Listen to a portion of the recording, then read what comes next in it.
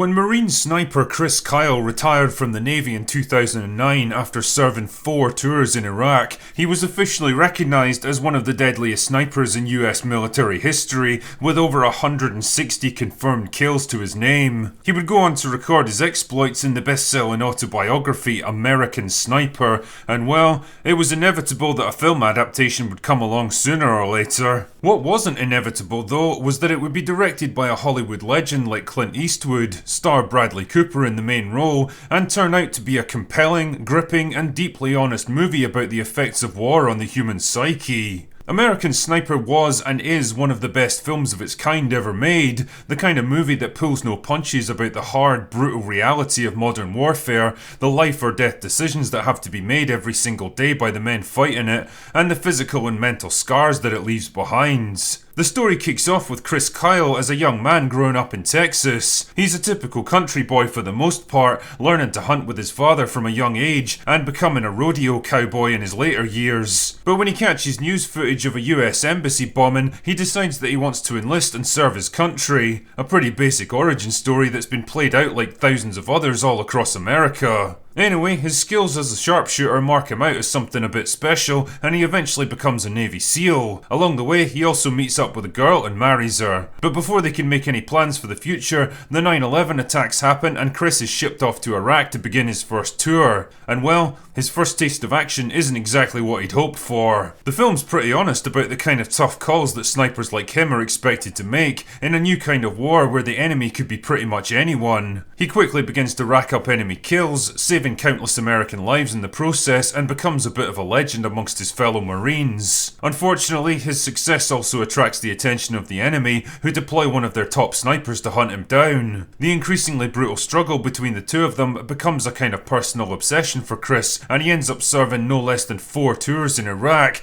determined not to quit until he's taken down his man. And as often happens in situations like this, the relentless stress of combat begins to take its toll, not just on his mental state but also on his marriage. And even if he does make it home alive, will he still be the man he was before? And can he hope to have any kind of normal life in the future? American Sniper is one of those movies that keeps you gripped all the way through, not because of big flashy Hollywood shootouts and over-the-top explosions, but because it feels so real and grounded, you never get the sense that anyone is safe. People can be brutally cut down in the middle of a quiet conversation, innocent civilians can be tortured and executed simply for talking to the wrong person, and the hero doesn't always get to save the day. It's the kind of place where death can come suddenly and unexpectedly, and it gives you some sense of what it must have been like to serve in an environment like that. And that's not to say the film doesn't have great action set pieces. Far from it. The combat scenes in American Sniper are gritty, violent and awesome to watch, reminding me of other great war movies like Black Hawk Down and 13 Hours. But as a director, Clint Eastwood is smart enough not to rely on them to carry the movie. The core of the story here is the impact that all of this stuff has on Chris as a human being,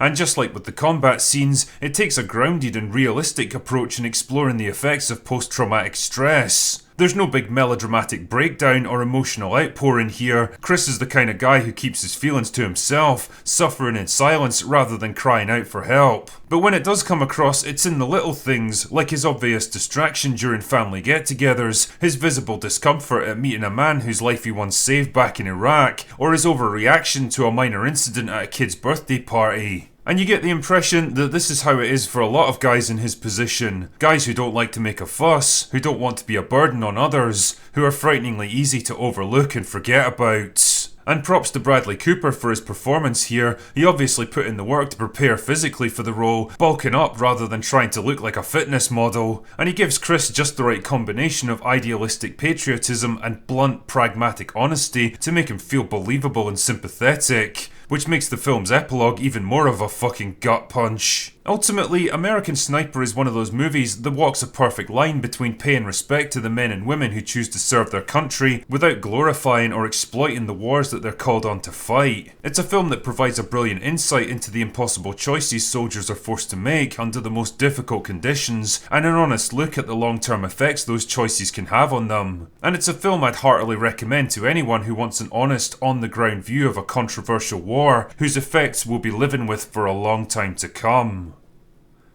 Anyway, that's all I've got for today. Go away now.